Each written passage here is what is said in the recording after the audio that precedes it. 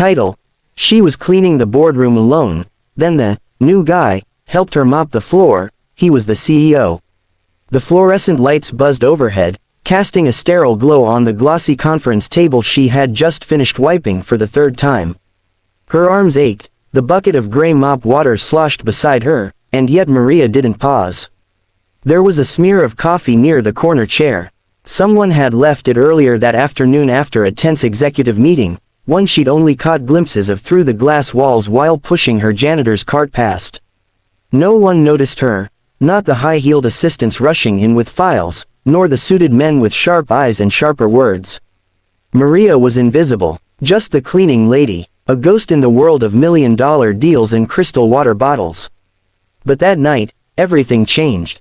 She was mopping the boardroom floor, alone, exhausted, and fighting back the tears from a day that had already bruised her pride, when a man in rolled-up sleeves and scuffed shoes quietly walked in, picked up the second mop, and began cleaning beside her without saying a word. She thought he was new. A temp, maybe another maintenance guy, until the mop paused, and he offered a tired smile that would later shake the foundation of her entire life. He wasn't a janitor. He was the new CEO. Orange Heart. If you believe in kindness, second chances, and humanity that transcends status, please like, comment, share, and subscribe to Royal Stories. Let's keep telling stories that remind us who we truly are. Orange Heart. Maria de la Cruz hadn't planned to be cleaning floors at 43. Once, she'd had dreams of becoming a nurse, of opening a cafe, of having a family that didn't fall apart at the seams. But life had knocked hard. A divorce that left her with nothing but debt, a son whose college tuition loomed like an unpaid storm cloud, and the slow erosion of dignity that came with every "excuse me" she heard while trying to scrub a floor no one else cared about. Still, she showed up. Every night, after the office had emptied and the city's heart slowed to a hum, she wore her blue overalls and swept through the glittering halls of corporate power as though she belonged. And in her own quiet way, she did. It had been a rough day. Maria had been scolded earlier for accidentally bumping a junior manager's desk while vacuuming. Her back throbbed. Her palms were blistered. The mop felt heavier than usual that night. So when the man stepped in and silently began helping her, she didn't question it. She simply sighed in gratitude. There was comfort in silence. In unspoken understanding. He mopped efficiently, even gracefully. And every now and then, he glanced over, as if reading the weariness in her bones. They didn't talk that night. Not about names or jobs or lives. Just two strangers cleaning a boardroom under the cold, humming lights of a tower too tall for either of them to claim as their own. At least, that's what she thought. The next morning, Maria nearly dropped her cart when she saw his face on the digital bulletin in the lobby. Meet Adrian Wells, our new interim CEO. A leader with a hands-on approach. She stared at the photo for a long time, remembering the sleeves rolled up to his elbows, the sweat on his brow, the way he'd wrung out the mop without flinching. She felt her heart seize. Was this some kind of test? A prank, or was he real? Adrian Wells was nothing like his predecessor. The building buzzed with rumors. That he walked the halls at night. That he remembered the receptionist's name. That he spent the first week without an office, working beside junior staff to understand the company from the ground up. But for Maria, the only rumor that mattered was the one etched into her own memory, the moment the man who could have ignored her chose to pick up a mop instead. Their paths began to cross more often. Once, he held the door open for her when her cart got stuck.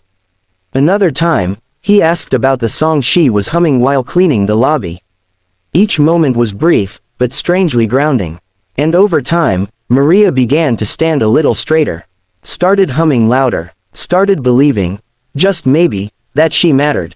But not everyone in the building saw her the same way. Some executives whispered that she was getting too comfortable. One day, a senior manager cornered her near the elevators and said, "Don't think a mop makes you special. People like you are replaceable." The words dug deep. That night, Maria sat on the bus home, her hands trembling as she clutched the hem of her uniform. She wondered if she should quit. If she had crossed some invisible line. But when she walked into the boardroom again the next night, there was a fresh bouquet of daisies in a vase near the window. A sticky note beside it read, "Keep shining, A.W."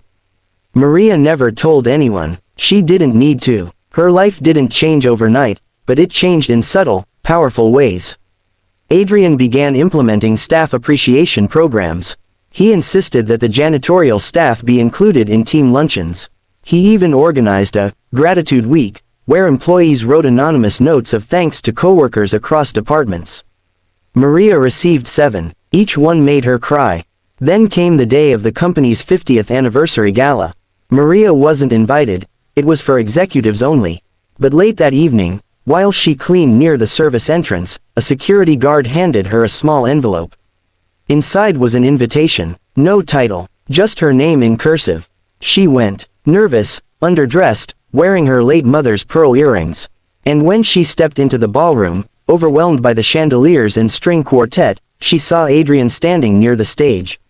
Their eyes met, and in that sea of silk dresses and Armani suits, he raised his glass to her, like she was the most important person in the room. In the weeks that followed, Maria's son received a scholarship from a new internal foundation, anonymously funded. Her hours were made permanent. And one quiet Friday, Adrian approached her with a warm coffee and a question that changed her life. Would you consider joining the Employee Wellness Council? I think we need someone like you. She did. She sat at the same table she once mopped, her hands now flipping through printed agendas instead of scrubbing off coffee stains.